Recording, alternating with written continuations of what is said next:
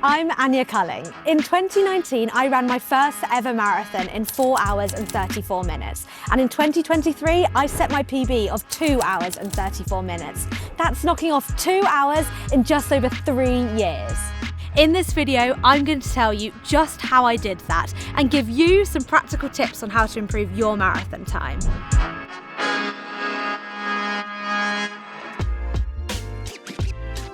I guess in 2019, I was really into partying, having a good time. My priorities were drinking and boys, but I lost my way a little bit. I felt like I didn't know what direction I was headed in. So I signed up to London Marathon completely on a whim with the hope it would just focus me, give me a bit of direction and something to strive towards.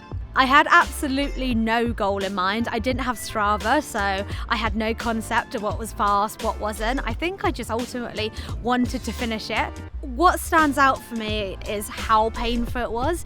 It was the most painful marathon I have done by far. I remember all the strangers shouting my name, being like, come on, you can do it. And I just being like, no, I can't.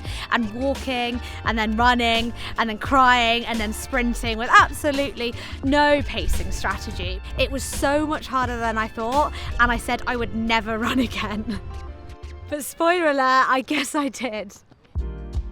When COVID hit, I was looking for those endorphins again. I wanted something to make me feel alive. And that's when my journey to running started. I would go out for mental health. I would call them my mental health miles, just to get out the house and try to feel something. I started running around my local park. I would run the same loop every single day at the same speed and actually bump into the same people. I guess together we started to build a run club of just like-minded people that also were just starting out with running. It became a social sport for me, and I would look forward to those sessions with people every week. Suddenly I became obsessed. Everything I watched on YouTube was about runners, or the podcasts I listened to was running. That's all I could think about, all I could talk about, much to my flatmates' horror. Every time I ran, I'd run with the same group who are still my best friends now, and that's where my training started becoming a little bit more structured. I didn't really know the difference between intervals, tempo and long runs, but I learned so much from following their structured training. It meant that I could benefit off what they were doing. And that's where the real improvement started. Because running to me was still just about having a good time with my friends, I don't think I realised how fast I was running. I wish someone had told me how cool it was to be able to keep up with the guys, but that just wasn't my priority.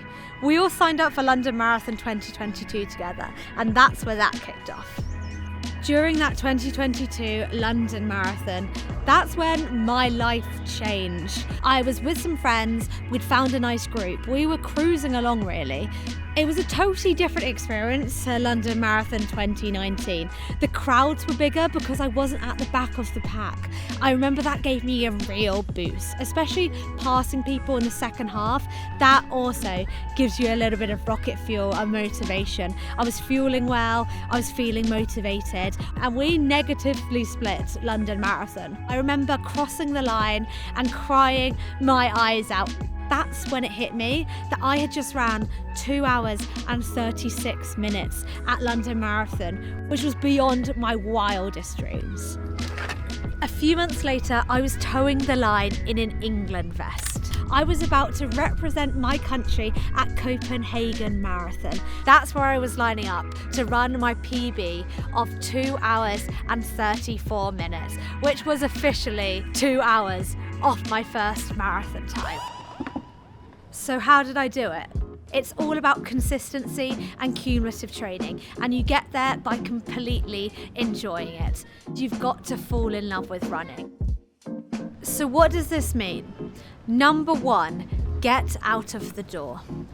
That's the hardest bit. You just need to lace up your shoes. Not every day I want to go out. Not every professional wants to run every day, but that's part of consistency. Some days I tell myself, if I really don't want to do it, just go out for a kilometre. And if you still want to turn around then that's fine. But the reality is your motivation will kick in and you'll want to continue going.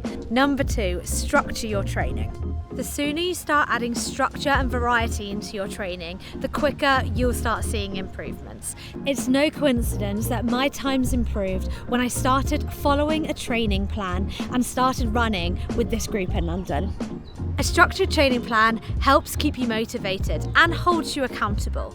Running doesn't have to be hard. Not every run needs to be an all-out 5K effort. Some of my runs are easy, some of them are hard, some of them are working the aerobic base, some of them are working the anaerobic base, things that I had no idea about before I started following a structured training plan. But now I can trust this is informed by professionals who know exactly what they're talking about. Number 3, recovery is so important.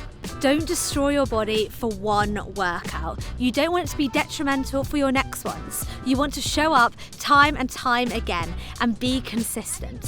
This means prioritizing hydration, getting enough sleep, and fueling well. You might think you don't need to fuel for a run, but you'll recover so much quicker if you do, and you're more likely to be able to show up for your friends next session.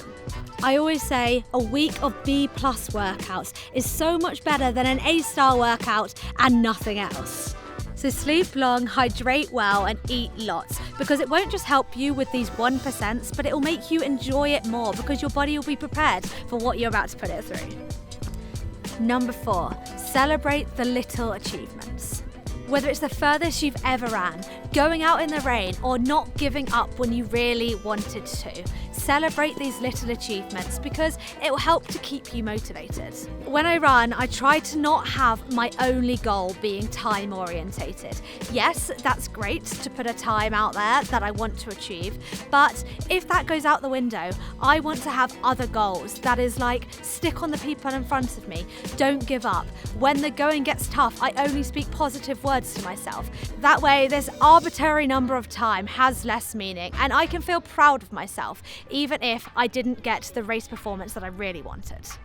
If it's only about a PB, you'll never truly be satisfied because once you get it, you'll just be looking for the next one. And lastly, number 5, keep it fun. Don't take it too seriously and don't put too much pressure on yourself. When I'm not enjoying it, I don't seem to race as well. I want to enjoy the race like the cherry on the top of the cake. The journey is all the training you do, and the time you get at the end, that's just a bonus. I don't want to go into a race scared, anxious, or worried and carrying any tension. Negative energy is a waste of energy, and I need all the positive reinforcement I can get to race the race of my life. When motivation lacks, discipline has to step in, and that's when you have to think about what you really want, your why for doing it, and I promise you, you'll start getting consistent. It's a privilege to feel uncomfortable doing something that we've chosen to do. At the end of the day, I just want to be the happiest, best version of myself that I can and work with my friends who are also striving for those same goals. I want to keep it fun, light-hearted, and just have a good time and have longevity in this sport.